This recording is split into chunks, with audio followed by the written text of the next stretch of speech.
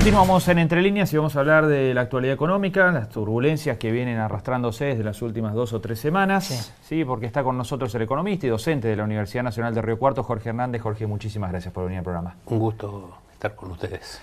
Bueno, ¿cómo está viendo el panorama? Sin demasiadas sorpresas, pero con mucha preocupación, ¿no? Esto sin demasiadas sorpresas, digo, porque este es un escenario que uno podía prever. De hecho, así lo hemos manifestado antes del comienzo de la gestión de la Alianza Cambiemos, en la cabeza del ingeniero Macri, ¿no? Como presidente.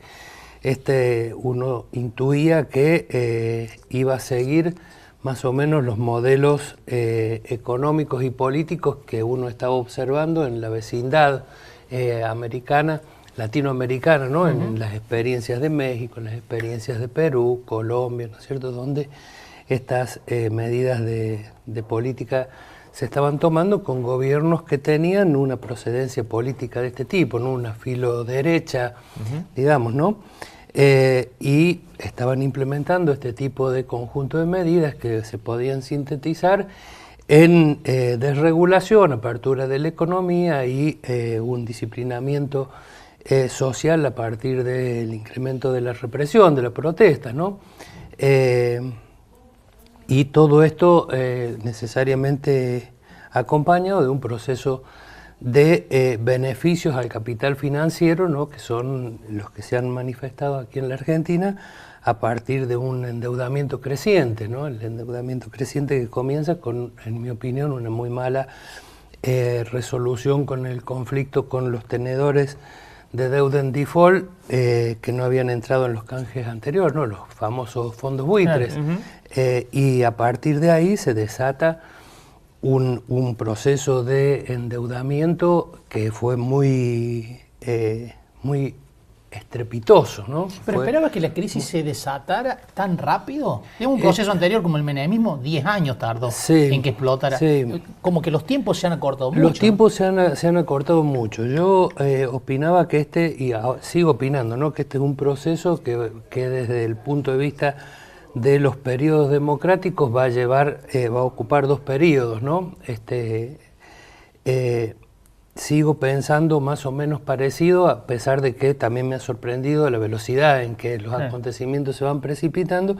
Me da la impresión de que ahora la concurrencia al Fondo Monetario va a permitir financiar de alguna manera un espacio de relativa tranquilidad económica hasta el próximo encuentro electoral del 2019, ¿no? Esto me parece que va a oxigenar al gobierno hasta el 2019, sosteniendo un modelo económico que yo tengo la convicción de que es absolutamente insostenible, ¿no? En el mediano y largo plazo. Los problemas que han llevado a que la deuda tenga esta dinámica creciente y tan intensa no se están resolviendo ni aparentan estar en la preocupación del gobierno nacional, ¿no? Uno percibe que financiar la demanda de dólares que hoy está teniendo la economía, fundamentalmente por el altísimo déficit del sector comercial, ¿no? La balanza, las exportaciones y las importaciones están teniendo un déficit, y esto requiere una provisión de dólares de alrededor de 8.000 millones de dólares, más lo que es conocido el déficit del sector turístico, ¿no? Más los crecientes compromisos que se van asumiendo como cancelación de capital e intereses por el endeudamiento anterior y fundamentalmente del nuevo, ¿no? Esto hace que sea una situación bastante compleja. Ya estos periodos de creciente endeudamiento, la Argentina ha tenido el más reciente que ha desembocado en una crisis, la más conocida del año 2001, ¿no? Pero la Argentina registra en su historia varios procesos cíclicos de endeudamiento y crisis, ¿no? ¿Hay en el fondo algo similar a la crisis del 2001? A mí me da la impresión de que el modelo es muy similar, que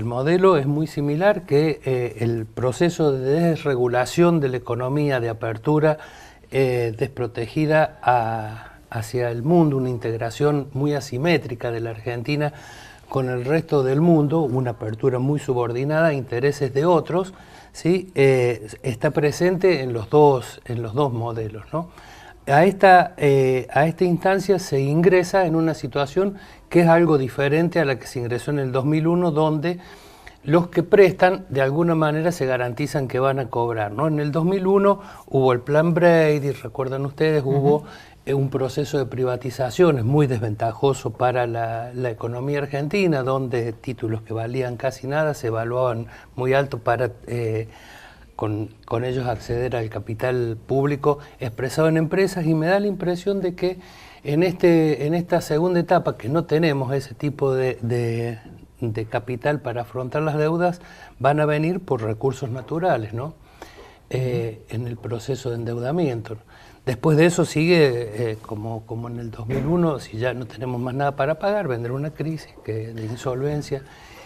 Y estas cosas que esperamos, yo honestamente espero, uno leyendo la historia argentina, uno tiene naturalmente como conclusión esta: yo espero que este sea un proceso diferente. Soy un poco escéptico porque los actores que juegan en este proceso son un poco menos comprometidos con los intereses de la patria, ¿sí? Sea desde los actores que hoy ocupan el espacio político del gobierno nacional y también los que ocupan el espacio de las instituciones supranacionales. Uno observa, por ejemplo, ahora con el regreso del Fondo Monetario Internacional, que el Fondo Monetario está renovado. Desde mi perspectiva está renovado para peor, porque tiene un compromiso mucho menor con el respeto a la institucionalidad, a las decisiones soberanas. Uno mira lo que ha estado ofreciendo como requisitos para asistir a países en Europa, y la verdad que deja una preocupación muy alta. Uno recuerda, ¿no?,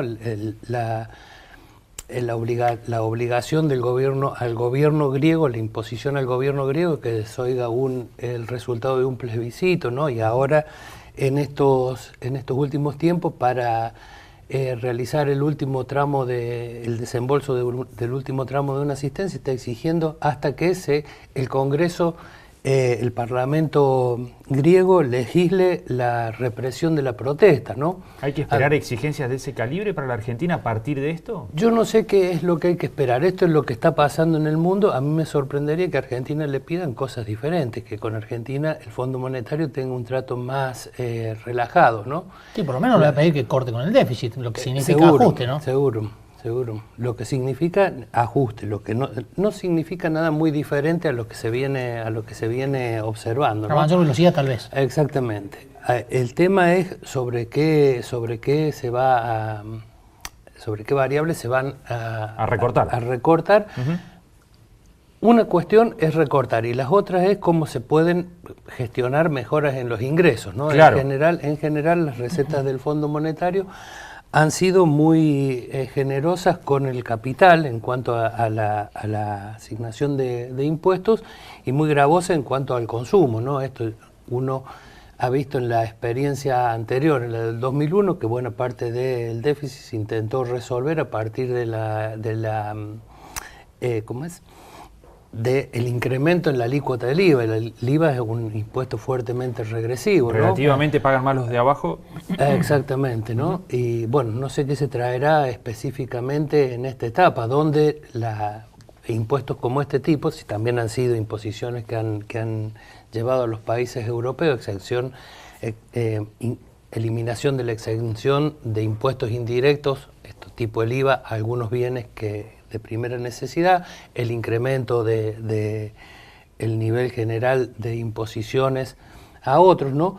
En este contexto la Argentina tiene tasas impositivas en estos impuestos entre las más altas del mundo. No sé si la sociedad tolera incrementos superiores, ¿no? Y cómo estas cosas se llevan con propuestas como, por ejemplo, la del gobernador de la provincia de Córdoba y otro conjunto de gobernadores que supone que que han propuesto que para mitigar los efectos del tarifazo se eliminen o se reduzca el IVA, ¿sí? Cómo estas cosas se van a ir conjugando entre la necesidad de reducir déficit, quiénes van a ser efectivamente los que van a cargar con el costo de los déficits y fundamentalmente quiénes van a ser los beneficiarios de estas cosas. A mí me parece que hay que estar observando los dos lugares, ¿no? Quiénes pagan, quiénes son efectivamente los que tienen que hacer, los que tienen que hacer, van a hacer o han hecho. ¿Sí? Uno no puede saber todavía quiénes son los que van a hacer el sacrificio, pero sí tiene muy claro quiénes han hecho los sacrificios para resolver cada cuestión de crisis que le tocó a la Argentina, ¿no? Siempre los efectos en corto plazo, sí. ¿Cuáles pueden ser? Basándose en esto que decís vos, ¿no? De los efectos, sí. Y de quiénes van a ser los que van a pagar la entrada al fondo, que nunca es neutra, ¿no? Claro, no, seguro. La historia muestra que todas las crisis las han pagado los sectores populares, ¿no? Y quienes se han beneficiado de las crisis han sido los sectores más concentrados del capital. Esto es una constante en la historia de la Argentina, ¿no? Desde Rivadavia hasta hoy. Yo no creo que este proceso vaya a ser diferente en cuanto a quiénes son los que van a ganar y quiénes van a perder. En términos de las intervenciones del fondo, lo que uno puede esperar del Fondo Monetario, y de nuevo desde las experiencias que uno tiene, los economistas tenemos que mirar qué ha pasado en el vecindario claro. Y en la historia, ¿no? Para poder hacer alguna especulación. Mirando esto, y uno debiera esperar que se produzca un proceso recesivo si efectivamente hay un compromiso de controlar las cuentas fiscales en términos de acciones regresivas, ¿no? Porque uno puede hacer un control del déficit fiscal que afecte variables que determinan el nivel de producción, como por ejemplo el consumo, u otras, ¿sí? Que pudieran ser menos gravosas con eso. El último trabajo que yo he leído acerca de los efectos de las políticas de austeridad promovidas por el Fondo Monetario Internacional es precisamente de un funcionario publicado por el Fondo Monetario Internacional, el ex director de estudios económicos, el jefe de economistas del Fondo Monetario Internacional, publicó en el año 2013 un documento donde advertían que las políticas de austeridad que estaba impulsando el Fondo Monetario en Europa en ese momento eran mucho más gravosas en términos de pérdida de dinamismo de las economías que lo que se suponía. Hicieron el cálculo de cuánto era la magnitud de lo que los economistas conocemos como multiplicador fiscal. Esto es, cuando se reduce la economía más ortodoxa supone que cuando se reduce el gasto público hay un efecto que le transfiere recursos al sector privado y que esto es como mínimo neutro, sino más virtuoso, ¿no? Bueno, lo que dice Blanchard es hay que tener cuidado porque cuando el gasto público se reduce, el producto se reduce también, ¿sí? Se reduce en una magnitud mayor de la que estábamos previendo. ¿Sí? Hicieron un análisis de un conjunto de países y ese es el resultado.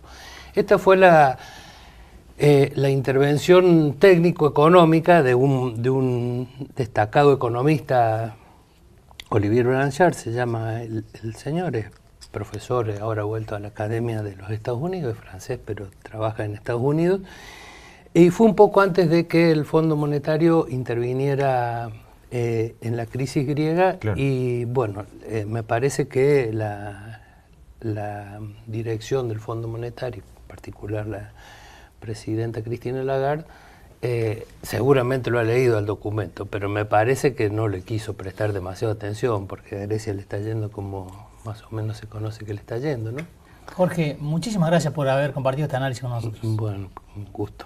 Muy amable. Nos vamos a una pausa, enseguida continuamos aquí en Entre Líneas.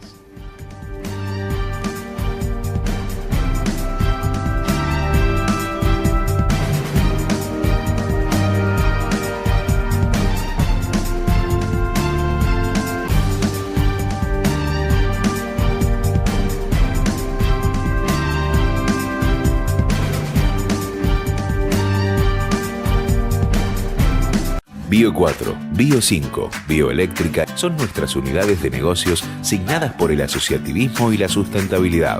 Bio 4 Argentina, sembrando innovación, trabajo en equipo y efectividad. En 3, 2. Prevengamos el dengue, la fiebre chikungunya y el Zika. Si estás embarazada, Profundizá los cuidados. El Zika puede poner en riesgo la salud de tu bebé. Además, se transmite por vía sexual, por lo que usa preservativo siempre. Consulta a tu médico ante cualquier síntoma. ¡Córdoba entre todos! Ministerio de Salud, Gobierno de la Provincia de Córdoba.